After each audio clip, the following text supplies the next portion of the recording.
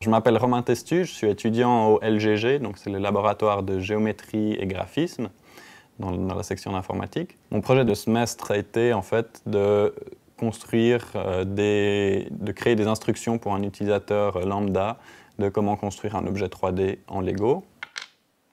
Alors d'abord, il fallait bien comprendre les spécificités des Lego. Donc j'avais toujours avec moi dans ma poche des petites briques et dès que je réfléchissais à l'algorithme, je me disais ok, il faut qu'elles s'emboîtent, que les pièces soient verticales, que le nombre de trucs ronds l'un sur l'autre soit le plus élevé possible.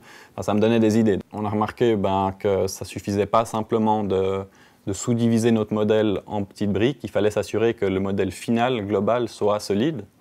Donc pour ça, on a utilisé ces connexions. On a représenté en fait chaque brique par un point, et puis chaque connexion entre deux briques par un lien.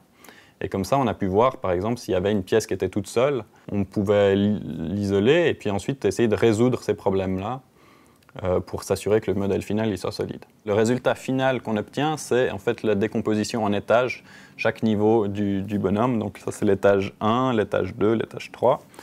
Là, il y a 30 étages ici. On a chacune des formes des pièces qu'il faut mettre, là où il faut la mettre, la couleur qu'elle a.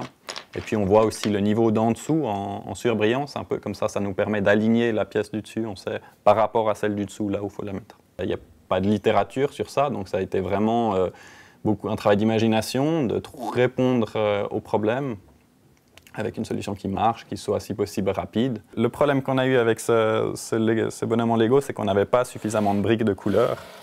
Donc ici, on peut voir qu'on a dû tricher un petit peu parce qu'il nous manquait des rouges. J'ai choisi ce projet parce que j'aime beaucoup tout ce qui implique de construire des choses aussi.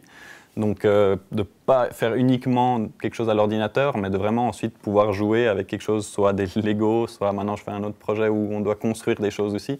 Donc j'aime beaucoup cet aspect-là de ne pas rester dans le virtuel, mais de passer au final dans quelque chose de vraiment concret.